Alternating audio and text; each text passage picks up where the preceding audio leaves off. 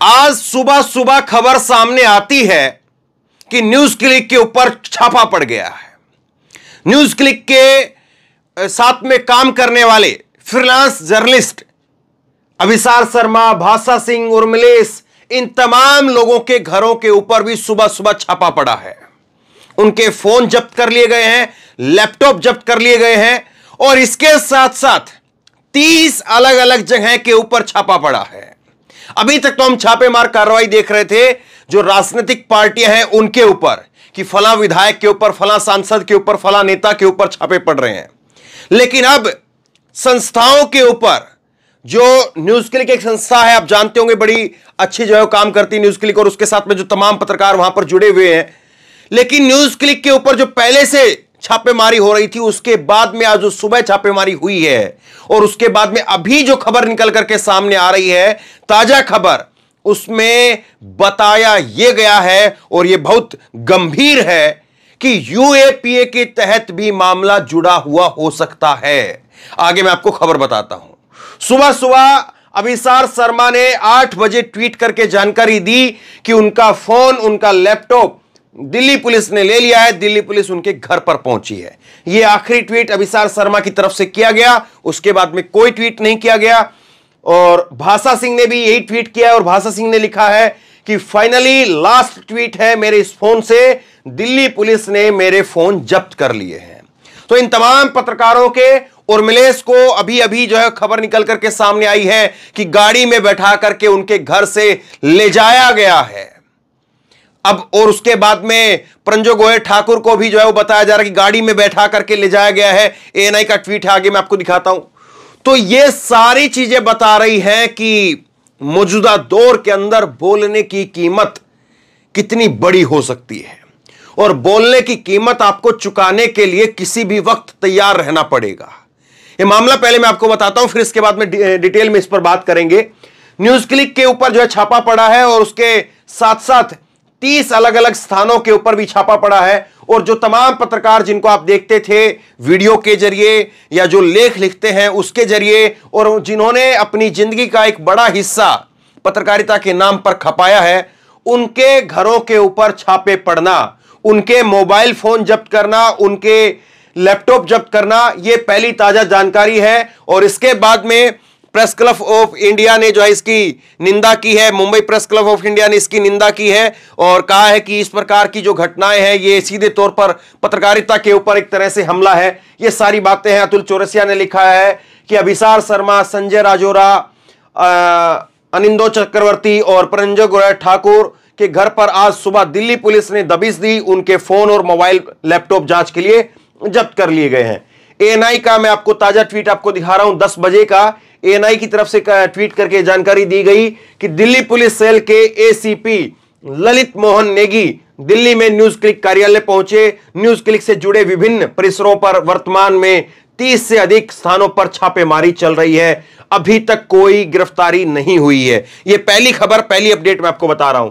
उसके बाद में 10:46 पर एक और अपडेट आती है न्यूज एएनआई की तरफ से कि न्यूज क्लिक के लेखक Urmilesh Delhi police special cell के अधिकारियों के साथ में देखे गए। दिल्ली पुलिस, यह बहुत गंभीर है, दिल्ली पुलिस यूएपीए के और अन्य धाराओं के तहत न्यूज क्लिक से जुड़े हुए विभिन्न परिसरों पर छापेमारी कर रही है। तो न्यूज क्लिक के ऊपर यूएपीए के तहत जो है वो छापेमारी की जा रही है। यह बहुत अपने आप में जो है चौंकाने वाली बात है।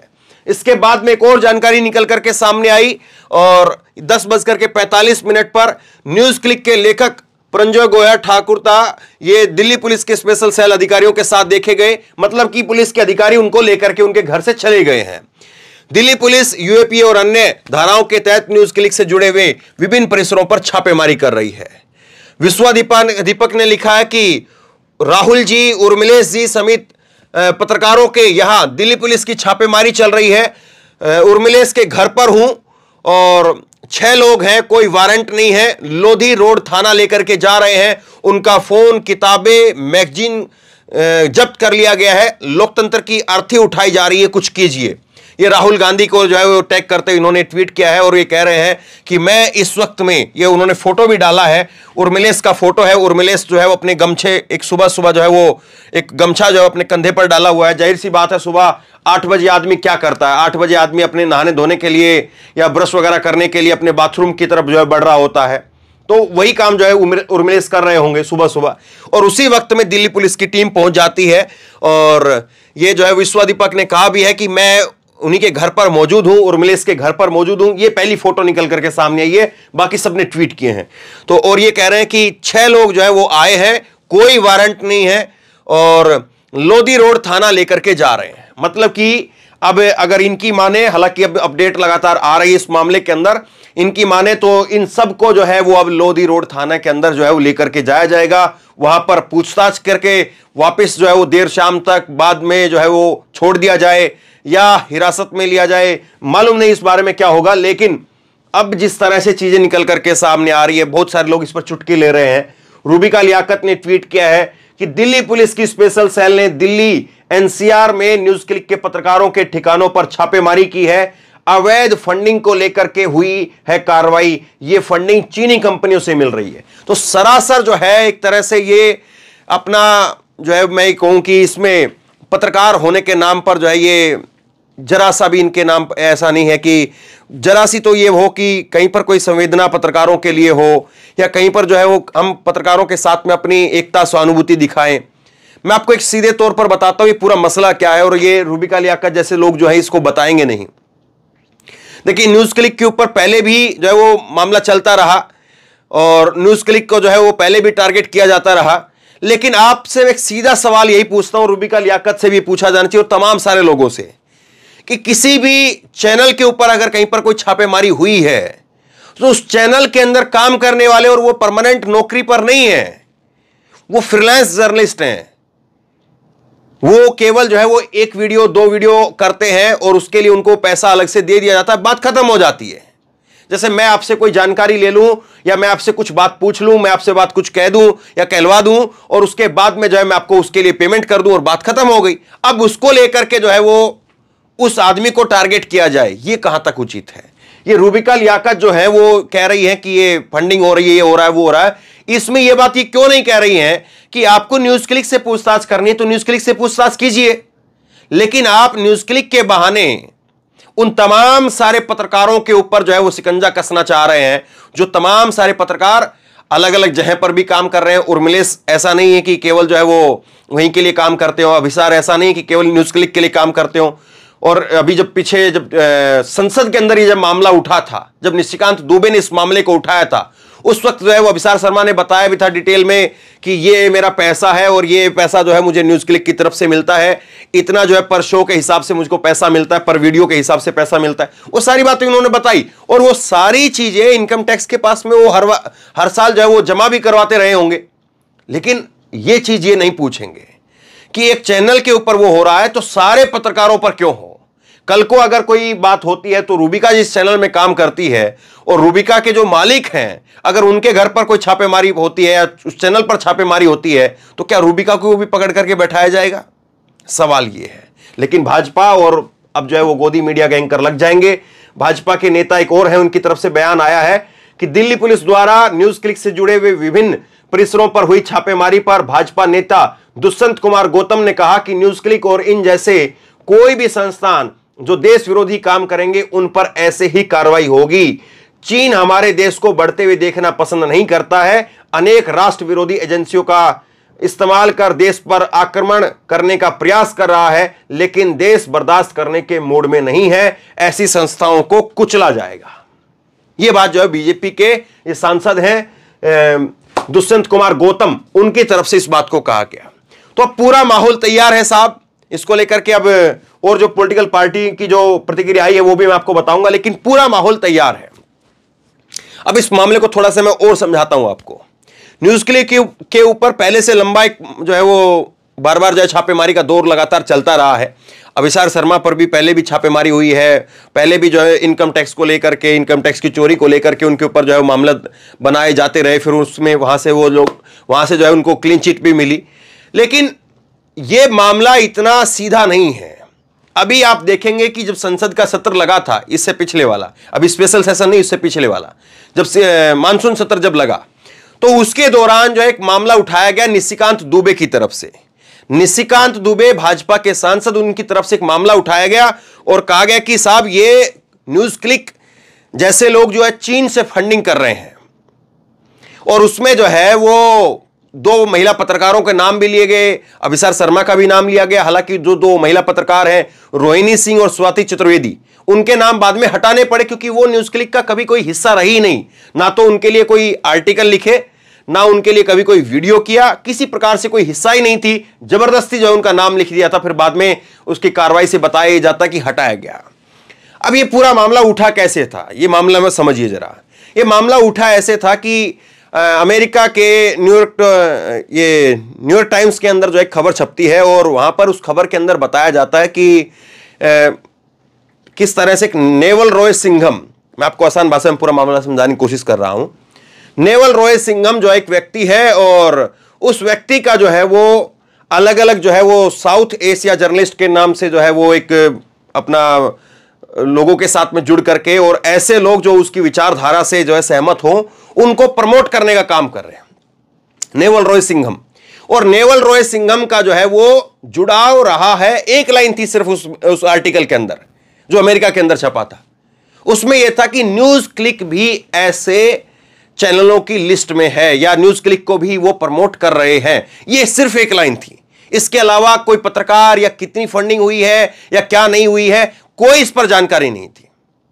अब उसके बाद में वो मामला मानसून सत्र का था, मानसून सत्र के बाद में फिर मामला जो है वो स्पेशल सेशन पर आ गया। इस बीच में G20 हुआ, इसमें अभी कल जो है वो 2 अक्टूबर गांधी जयंती गई है। तो मतलब नरेंद्र मोदी जी, उनकी सरकार मदर ऑफ डेमोक्रेसी के मूड में थी।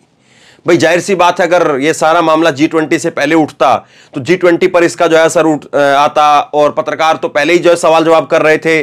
जो बाइडेन की यहां पर पत्रकार वार्ता नहीं हो पाई, प्रेस कॉन्फ्रेंस नहीं हो पाई, तो सारे सवाल तो फिर उठते।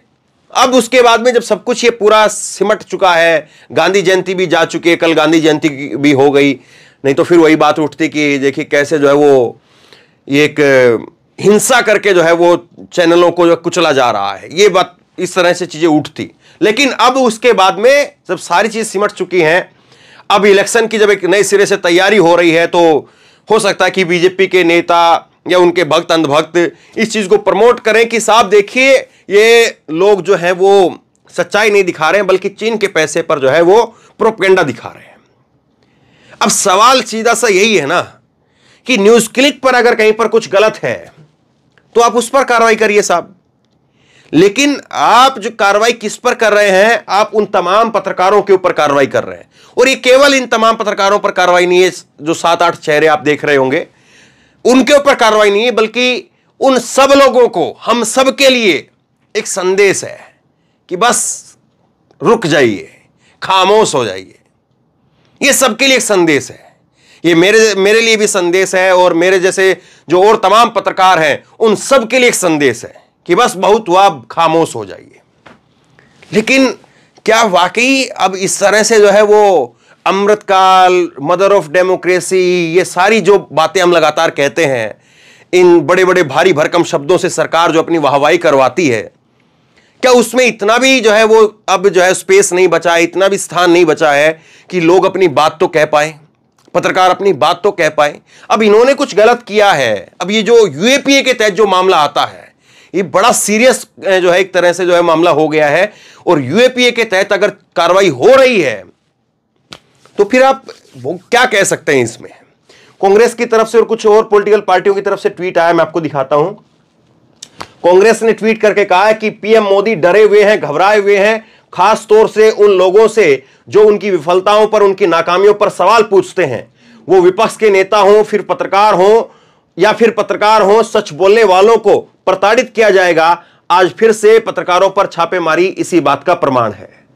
मनोज कुमार झा ने लिखा है कि वरिष्ठ पत्रकार, सह चिंतक उर्मिलेश जी, सोहेल हाशमी, अभिसार शर्मा, भाषा सिंह, संजय राजोरा, परबीर पुरकायस्त, अनिंदो चक्रवर्ती और सहित कई साथियों के घर पर सत्ता शीर्ष के आदेश पर पुलिस अपना घिनौना चेहरा दिखा रही है। कईयों को लोधी रोड पुलिस स्टेशन अकारण ले जाया जा रहा है।